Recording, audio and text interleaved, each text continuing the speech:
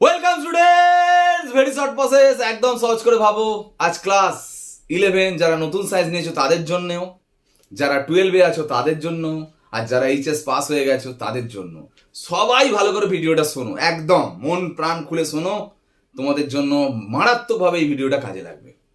আজকের যে আমি কথাটা বলতে চাইছি যে বোর্ডের পড়াশোনা করলেই নিট জেই কি পাবো, আরো জুড়ে যাবে। নিট জেই শুধু নয়, অনেকে জেন পাস দেবে, তাই না, সিইউটি এক্সাম দেবে, সবই। যাই হোক, যত রকমের এন্ট্রান্স এক্সাম হয় সবগুলো কি সম্ভব শুধু বোর্ড পড়াশোনা করলেই কি হয়ে যাবে? এই কথাটা কিন্তু ঘুরছে মনে, তাই না? অনেকে ভাবে যে বোর্ডে হয়তো বাঘের রচনা পড়ে আর এন্ট্রান্সে হচ্ছে ভাল্লুকের রচনা পড়ে। অ্যাকচুয়ালি তা নয়। বোর্ডেও বাঘ থেকে প্রশ্ন আসে, এন্ট্রান্সেও বাঘ থেকে প্রশ্ন আসে। বোর্ডে পড়ে বাঘের কটা পা আর এন্ট্রান্সে পড়ে বাঘের কটা চোখ, প্রশ্নটা পড়ে বাঘ থেকেই। মানে আমি কথাটা বলতে চাইছি এটা, বোর্ডের বাইরে এন্ট্রান্স আলাদা করে অন্য কিছু নতুন কিছু পড়তে লাগবে? আমি তোমাকে বলবো না পড়লেও হবে। অ্যাকচুয়ালি দেখো, ভয় খাইয়ে দেওয়ার জন্য অনেকে অনেক কিছু কথা বলতে পারে, কিন্তু বাস্তব উদাহরণটা হচ্ছে তাই। প্রথমে একটা এক্সাম্পলে আসছি। আমার স্টুডেন্ট এই দুজন আমি কোনো একবার হয়তো দেখিয়েছিলাম ভিডিওতে। এর নাম কৌস্তব সামন্ত, আমারই আমতলা বিদ্যানগর ব্যাচের স্টুডেন্ট। এ হচ্ছে দীপঙ্কর গায়েন, লেখা আছে দেখো, আমতলা ব্যাচের স্টুডেন্ট। তো এরা লাস্ট ইয়ার 2025-এ এই র্যাঙ্ক করেছে, নিটে চান্স পেয়েছে, গভর্নমেন্ট কলেজে পড়ছে, ক্যালকাটা মেডিকেল কলেজ, মানে লাস্ট ইয়ার 2025-এ, ঠিক আছে। আর এও যাদবপুর ইউনিভার্সিটি ইঞ্জিনিয়ারিং করছে, ডব্লিউবিজেইতে র্যাঙ্কার, নিটে র্যাঙ্কার।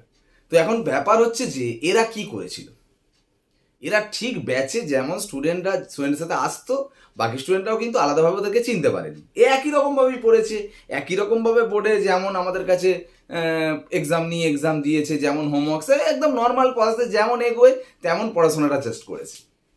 তো এরা এই জায়গায় এলো, এরা কি আলাদা করে, দেখো আমি তো অন্য উদাহরণ দিতে পারতাম, অন্য আরো উদাহরণ আছে, মানে আগের ইয়ারের বা আছে। আমি এই দুটো উদাহরণ নিয়ে আমি আলোচনা করছি এই কারণেই যে এরা শুধুমাত্র বোর্ডটা পড়াশোনা করেছে, এন্ট্রান্সের জন্য আলাদা করে কোনো কোচিং নেয়নি। এন্ট্রান্সের জন্য আলাদা করে প্রচুর বড় বড় সেন্টারে ভর্তি হয়ে, দেখো সেটা হতে পারে, আমি বলতে চাইছি যে হওয়াটা খারাপ আমি বলছি না, আমি বলতে চাইছি এরা কিন্তু আলাদা করে বড় সেন্টারে ভর্তি হয়ে 2-3 বছর শুধু এন্ট্রান্সের জন্য প্রিপারেশন নিয়েছে, এরকম কিচ্ছু করেনি। শুধু বোর্ডের পড়াশোনা করেছে, তার সাথে নিজে বাড়িতে বসে এন্ট্রান্সের প্রিপারেশনটা নিয়েছে। এবার এন্ট্রান্সের প্রিপারেশন মানে এটা কি বলছে, যে আলাদা করে, এই যে বলছি আলাদা করে বোর্ড আর এন্ট্রান্সটা কি, বোর্ডের পড়াশোনাটাই করবে, তার সাথে এন্ট্রান্সের কোশ্চেন অ্যান্সার প্র্যাকটিস করবে, তাই করেই এই জায়গায় গেছে।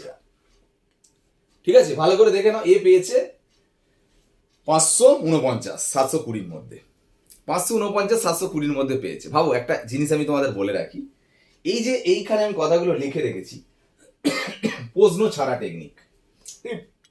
অ্যাকচুয়াল ব্যাপারটা কি, বোর্ড প্রশ্ন ছাড়া টেকনিক মানে, এ ধরো 549 পেয়েছে 720-র মধ্যে নিটে, জানো তো তার মানে কত ছেড়েছে বলে, কত নম্বর মানে মাইনাস হয়ে নেগেটিভ হয়ে হোক বা এ হোক, কত নম্বর হয়েছে, বাদ গেছে কতটা, 170 নম্বরের মতো।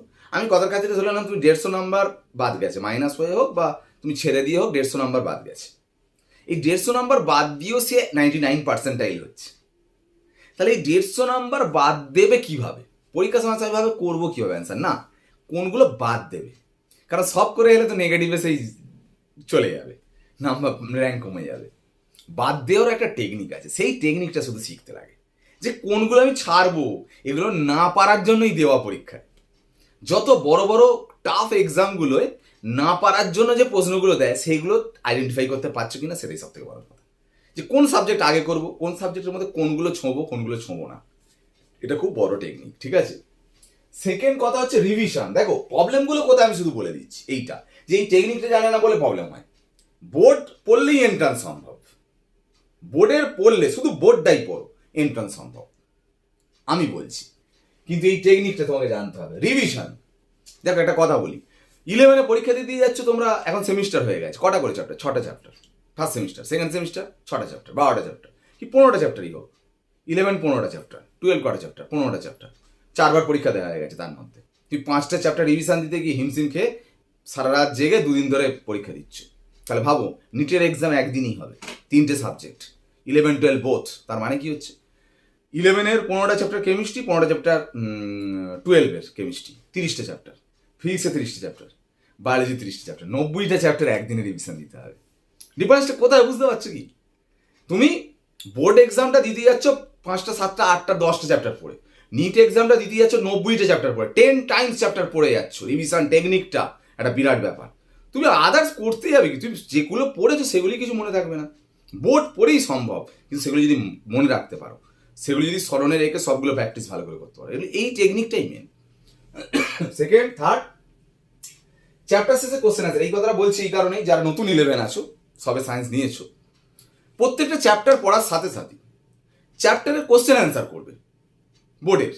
বোর্ডের কোশ্চেন অ্যান্সারের সাথে সাথে নিট যেই যেটা জেন পাস যাই দিতে যাও তার প্রিভিয়াস ইয়ারের কোশ্চেন অ্যান্সার করো। এখন বাজারে প্রচুর বই আছে, 32 ইয়ার্সের নিটের কোশ্চেন আছে। তুমি যে চ্যাপ্টারটা করলে সেই চ্যাপ্টারের তো কোশ্চেন ব্যাংক থেকে তুমি কোশ্চেন করতে পারো। সেই চ্যাপ্টারের আমি যে মানে আমি আর আমার যেহেতু সবাই আছে এখানে তো আমার স্টুডেন্টরা শুধু নেই, অনেক আমার স্টুডেন্টরা ভিডিও দেখছো বা বাইরের স্টুডেন্টরা ভিডিও দেখছো। বাইরের স্টুডেন্টরা তো আমার নোটস পাবে না, আমি সবার রেসপেক্টে বলছি। আমি যে আমার ক্লাসে নোটসগুলো দিচ্ছি সেখানে হয়তো আমি নিট যেই বা বোর্ড লেভেলের কোশ্চেন দিয়ে দিলাম, কিন্তু আমি কথার কাছে ধরছিলাম আমি একদম শুধুমাত্র আমি কিছু পাইনি, আমার কাছে নেই, আমার বইটা আছে। তো সেই বই হিসাবে যদি ভাবা যায় তাহলে তুমি বোর্ড লেভেলের কোশ্চেন আছে সেটা কোশ্চেন ব্যাংকে পেয়ে যাবে চ্যাপ্টার ওয়াইজ। প্র্যাকটিস করলে পারছো কিনা দেখো। নিটের 32 বছরের কোশ্চেন, ডাব্লিউবিজেই 32 বছরের কোশ্চেন, চ্যাপ্টার ওয়াইজ করবে। একটা চ্যাপ্টার শেষ হওয়ার সাথে সাথেই সমস্ত মানে প্রিভিয়াস ইয়ারের কোশ্চেনগুলো করে নাও। এবার তুমি যদি বলো ওটাতেও তোমার পরেও যদি তোমার খিদে থাকে, তুমি অন্য আরেকটা বই কিনে নাও, এনসিআরটির কোনো কোশ্চেন আনসারের বই পাওয়া যায়, এমটিজি পাবলিশারের কোনো কোশ্চেন আনসারের বই পাওয়া যায়। কোশ্চেন আনসারের যখন বই কিনবে তখন হিন্টস লেখা থাকে, সেই হিন্টস সমেত থাকলে তোমার অ্যান্সার করতে সুবিধা হবে। কারণ যেগুলো পারবে না সেগুলো হিন্টস থাকলে তুমি তো নিজে থেকে পেরে যাবে, বুঝতে পারলে? এবং কোশ্চেনগুলো যখন করবে দেখতে পাবে বোর্ড লেভেলের কোশ্চেন থাকে, বোর্ড লেভেল থেকে কোশ্চেন থাকে 90%, সবথেকে কম হলেও 80%। 90% হলেই তোমার আর অত দরকার কি? 90% বোর্ড লেভেলের কোশ্চেনের মধ্যে সবটাই যদি তুমি 100% পোটেন্সিয়ালিটি দিয়ে করতে পারো, তুমি ফার্স্ট হয়ে যাবে নিটে। আদার্স করতেই লাগে না, তুমি সব চ্যাপ্টারগুলোকে পড়ে যেতে পারবে কিনা সেটাই সব থেকে বড় কথা, চ্যালেঞ্জ। বুঝে গেল ব্যাপারটা? এবার তুমি বলছো আলাদা করে কিছুই পড়তে লাগে না নিজের জন্য, এইসব কথা বলছিলাম নি। শোনো, আমি তোমাকে হয়তো অনেকে অ্যাটমিক স্ট্রাকচার, পরমাণু গঠন চ্যাপ্টার করোনি, হয়তো নতুন 11-এ যারা আছো, যারা এইচএস এক্সাম দিয়ে দিয়েছে তারা জানবে, যারা 12-এ আছে তারা অবশ্যই জানবে। 3টে কোশ্চেন নিয়েছি আমি, জাস্ট 3বার পড়েছি। এই আইপিএমটি 2009-এ পড়েছি এন্ট্রান্স, 11 ফাইনাল কোনো একটা বছরে পড়েছে, আমার মনে নেই। এটা পড়েছে নিট, এটা 2024 না 25 আমি ভুলে গেছি, 24 হতে পারে সম্ভবত, 24 না 25 নিটে, দেখে নেবে। যাই হোক, একটা কথা বলো তো দেখি, এখানে পড়েছে কি দেখো, কোন পরমাণুর একটি উপকক্ষে সর্বাধিক ইলেকট্রন সংখ্যা নির্ধারিত হয় নিচের কোনটির দ্বারা? Maximum electron number in a subshell of an atom follows. তোমরা যারা জানো 12+1 ফর্মুলা। আচ্ছা বলো তো দেখি, তোমার কে বললো যে এই প্রশ্নটা থেকে এই প্রশ্নটা হয়নি? দেখো 2009-এ পড়েছিল ঠিক কথা, 2009-এর প্রশ্ন থেকে 2024-এর প্রশ্ন হচ্ছে। কি করেছে বলো তো actually? Relation between number of NM, মানে এনএম মানে হচ্ছে ম্যাগনেটিক কোয়ান্টাম নাম্বার, চুম্বকীয় কোয়ান্টাম সংখ্যার সাথে ভ্যালু অফ এল মানে হচ্ছে গৌণ কোয়ান্টাম সংখ্যার সম্পর্ক। এই চুম্বকীয় কোয়ান্টাম সংখ্যার যে সংখ্যাটা সেটা তো তোমার ওই উপকক্ষের কক্ষক সংখ্যা, মানে উপকক্ষের সর্বাধিক ইলেকট্রন সংখ্যা। তো এই যে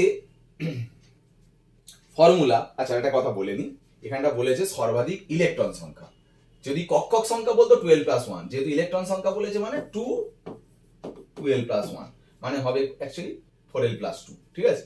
আমি ওটা এতটা লক্ষ্য করলাম না, এখানে বলেছে ম্যাক্সিমাম নাম্বার অফ ইলেকট্রন, ঠিক আছে? অ্যাকচুয়ালি কক্ষক সংখ্যা তোমরা জানো তো, কক্ষক সংখ্যা মানে হচ্ছে অরবিটাল নাম্বার হচ্ছে 12+1, তাহলে ইলেকট্রন নাম্বার কি হবে তার ডবল, মানে 12+1, মানে ফর্মুলা হবে, মানে অ্যান্সার হবে 4l+2, ঠিক আছে? এটা হলো তো। আমি বলতে চাইছি এইটা থেকে এটা হয়নি কে বললো? এখানে যে নাম্বার অফ এনএম মানে কক্ষক সংখ্যা, তাহলে কক্ষক সংখ্যার ফর্মুলাটা কোনটা? 12+1। কিরকম ভাবে দিয়েছে দেখো, 12+1টাকে কায়দা করে দেখো, কক্ষক সংখ্যাটাকে এনএম ধরেছে, মানে এনএম সমান তার মানে 12+1। তাহলে ভাবো এল সমান, তাহলে এখান থেকে কোনটা সম্পর্ক সঠিক হবে? দেখো এল সমান কি হবে, 2nm, মানে এইটা যদি এখানে নিয়ে আসো nm-1/2, মানে এটা চলে আসছে। দেখো মানে আমি বলতে চাইছি এটাই, যে এইটা ভালো করে যদি বুঝে করা থাকে তাহলে এই প্রশ্নটাও পারা যাবে। কোথায় 2009-এ প্রশ্নটা হয়েছিল, দেখো একটু ঘুরিয়ে দিয়েছে প্রশ্নটা জাস্ট। আবার দেখো এখানে প্রশ্ন পড়েছে ডি উপকক্ষে সর্বোচ্চ ইলেকট্রন সংখ্যা। এই তো এক্ষুনি তো বললাম maximum number of electron in subshell, তার মধ্যে কটা থাকে, ফর্মুলা 2 2l + 1, তাই তো। এল এর ভ্যালু কত, SPD 0 1 2, 2 বসাবে, 2 দুগুণে 4 একে 5, দুগুণে 10, তাহলে অ্যান্সার হবে 10, তাহলে অ্যান্সার 10 হচ্ছে। এই যে ফর্মুলাটা ফেলছো সেই ফর্মুলাটা দিয়ে এখানে প্রশ্ন এসছে, ওই ফর্মুলা দিয়ে আবার এখানে একটা প্রশ্ন এসছে, আবার ওই ফর্মুলাটা এল এর ভ্যালু বসিয়ে এখানে আবার 11 ফাইনালে প্রশ্ন এসছে। মানে আমি বলতে চাইছি এটাই যে তোমার যদি তুমি ব্যাপারটা কনসেপ্ট ক্লিয়ার না থাকে, তোমার মনে হবে যেন 3বার আলাদা আলাদা প্রশ্ন, এটা আলাদা করতে হচ্ছে, এটা আলাদা করতে, নিটের পড়া আলাদা, এর পড়া আলাদা, WBJ এর পড়া আলাদা, জেনপাসের পড়া আলাদা, ব্যাপারটা তা নয়। টপিকটা ভালো করে বুঝলে সেখান থেকে, তার মানে নিট যেইতে কি হয়, একটু হাই স্ট্যান্ডার্ড বলবো না, একটু ডেপথে গিয়ে অপারেশন টেকনিক, একই থিওরিটাই একটু অন্য অপারেশন করে একটু অ্যাপ্লাইড কোশ্চেন দিচ্ছে, সেটা ধরতে পারাটাই মেন। এই প্র্যাকটিসটা করে ফেললে তুমি কিন্তু, মানে আমি বলছি এই চ্যাপ্টার করার পরে বোর্ড লেভেলের কোশ্চেন করে নেওয়ার পরে এন্ট্রান্স লেভেলের কোশ্চেন যখনই করে নেবে ওই চ্যাপ্টারে, তাহলে আলাদা করে তো পড়তে হচ্ছে না। আলাদা জায়গায় ভর্তি হলে আর তোমার প্রাইভেট টিউটার থাকলে, প্রাইভেট টিউটার দেখবে কেমিস্ট্রি অ্যাডমিনিস্ট্রাকচার পড়াচ্ছে, আর সেখানে পড়াচ্ছে কেমিক্যাল বন্ডিং, আর একটা স্যার পড়াচ্ছে স্কুলে পড়াচ্ছে, এই 3টে চ্যাপ্টার নিয়ে জগা খিচুড়ি হবে। তো যে চ্যাপ্টারটা পড়ছো সেই চ্যাপ্টারটা পড়ার সাথে সাথে তার কোশ্চেন এন্ট্রান্সের সব বোর্ডের সব আমি যদি করে ফেলতে পারি, আমার তো ক্লিয়ার হয়ে গেল। ওই করলেই তো তোমার ওই ধরনেরই তো পড়বে ঘুরিয়ে ফিরিয়ে, বোর্ড লেভেলটার সাথে সাথেই এন্ট্রান্স সম্ভব, এটা আমি বলতে চাইছি। ভালো করে যা কি বলবো, সবাই তো আছো নতুন 11 সায়েন্সে আছো যারা, তারা এখন সময় যে 11-এ উঠেছো, মানে প্রথম থেকে সবকটা চ্যাপ্টার গুরুত্ব দিয়ে বোর্ড এবং এন্ট্রান্সের পড়াশোনা করো যদি এন্ট্রান্সে সাকসেসফুল জায়গায় যেতে চাও। 12-এ যারা আছো সময়টা দেখো, তোমাদের এইচএস মানে বেস্ট, মানে সব থেকে বোর্ডের সব থেকে গুরুত্বপূর্ণ সময়, ওই সময়ের মধ্যে বোর্ডটাও করছো, তার সাথে এন্ট্রান্সটাও করে নাও, থার্ড সেমিস্টারে এমনি এমসিকিউ তোমার এমনি হয়ে যাবে। আর এইচএস পাস ক্যান্ডিডেট যারা আছো তারা তো অনেকটা ম্যাচিওর হয়ে গেছে, বুঝে গেছো আমি এই কথাটা বললাম, যেটা তোমরা বোর্ডে যা পড়ছো সেই পড়াটাই কিন্তু পড়তে থাকো, রিভিশন করতে থাকো। আমি স্পেশালি শুধুমাত্র তোমাদের জন্য এন্ট্রান্সের কেমিস্ট্রি ক্লাস নিয়ে আসবো, তার জন্য খুব তাড়াতাড়ি আমি ভিডিও আনবো, স্পেশাল ক্লাস, ঠিক আছে? সব এন্ট্রান্সের জন্য আমি ক্লাস নিয়ে আসছি খুব তাড়াতাড়ি, এটা কোনো চিন্তার কোনো কারণ নেই। আর একটা ভিডিও তোমরা যদি চাও আমি দিতে পারি, অ্যাকচুয়ালি কেমিস্ট্রি সাবজেক্ট হিসেবে থাকলে বা সায়েন্স নিয়ে পড়ার পর এইচএসের পর কত রকম দিকে যাওয়া যায়, কত এক্সাম দেওয়া যায়, বা কত ব্যাচেলার ডিগ্রি করা যায়, বা ফিউচারে কোন জায়গায় গিয়ে স্ট্যান্ড করে হেভি বড় জায়গায় যাওয়া যায়, অনেকের মধ্যেই কনফিউশন থাকে। অনেকে ভাবে স্যার 1 লাখ টাকা 10 লাখ টাকা মানে 2 লাখ টাকা মাসে ইনকাম করবো, এরকম সবাই বলে আমি এত টাকা ইনকামের কোনো স্যালারি পেতে চাই বা এত টাকা ইনকাম করতে চাই, কোন দিক দিয়ে পড়লে যেতে পারবো, এরকম আমায় প্রশ্ন করে, বা আমাকে বলে আমি এই জায়গায় যেতে চাই কীভাবে যাবো। তো যাই হোক, কত রকমের রাস্তা হতে পারে, কোনটা সাকসেসফুল জায়গা, কোন দিকে গেলে বেশি টাকা পয়সা আছে, তো এরকম অনেক প্রশ্নই থাকে। আমি সেই নিয়ে একটা ভিডিও অবশ্যই আনবো, এন্ট্রান্সের ভিডিও আনবো, আমি বলে দিলাম। তো যাই হোক, সবাইকেই বললাম ভালো করে পড়াশোনাটা করো। 11-এর ছেলেরা সবে উঠেছো, ক্লাসে পড়াশোনা করো। 12-এর ছেলেরা ভালো করে বোর্ড লেভেল, সামনে এইচএস, সামনে এইচএস ভাবতেই হবে, থার্ড সেমিস্টার বেশিক্ষণ না, তাদের জন্য বলছি। আর আমি এন্ট্রান্স ভিডিও আনার আগে তোমরা যতটাই বোর্ডের পড়াশোনা করেছো, 11টা একটু বেশি করে দেখো, 12টা সবে দেখেছো যেহেতু, 11টা একটু দেখতে থাকো পড়াগুলো, ঠিক আছে? আমি অবশ্যই খুব তাড়াতাড়ি এন্ট্রান্সের পড়া নিয়ে আসছি। ওকে, আজ ক্লাস এখানে শেষ করলাম, বাই।